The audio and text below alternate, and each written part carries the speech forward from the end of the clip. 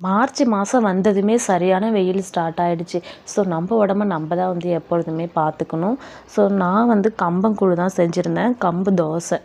ஊர்லேருந்து கொஞ்சம் பொருள் எல்லாமே வாங்கிட்டு வந்தது. இந்த வாட்டி கருவாடு வாங்கிட்டு வரல, மறந்தே போயிட்டேன். ஊறுகாய் எல்லாமே செஞ்சு கொடுத்துட்டு இருந்தாங்க ஆச்சி. அது எல்லாத்தையுமே காய வச்சு அதை பக்குவப்படுத்தலைன்னா ஒரு மாதிரி ஆகிடும், நல்லா இருக்காது. அப்புறம் கம்பு வந்து நைட்டே ஊற வச்சிட்டேன். இது வந்து கம்பு, கேழ்வரகு, உளுந்து, பச்சரிசி, இட்லி அரிசி எல்லாமே சேர்த்து தோசைக்கு நம்ம வந்து அடை மாதிரி செஞ்சிடலாம்னு சொல்லிட்டு அது தனியாக அரைச்சி மிக்ஸியில் வச்சுட்டேன்.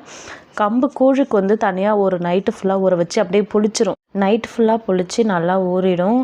அதுக்கப்புறம் நம்ம என்ன பண்ணோம்னா, காலையில் தயிர் இல்லைன்னா தண்ணி அது மாதிரி எடுத்துக்கிட்டு குக்கரில் 3 விசில் விட்ட பிறகு நல்லா ஒரு 2 ஹவர்ஸ் நல்லா ஆறணும். அதுக்கப்புறம் இது மாதிரி ஆகிடும். அப்படியே அந்த பக்கம் வந்த பிறகு தயிரில் போட்டு நல்லா பசைஞ்சு ஒரு 10 நிமிஷம் வச்ச பிறகு அப்புறம் வெங்காயம், பச்சை மிளகாய் போட்டு உங்களுக்கு தேவையான ஏதாச்சும் குழம்பு அது மாதிரி பிடிச்சிருந்தா எடுத்து சாப்பிட வேண்டியதான். சூப்பராக இருக்கும்.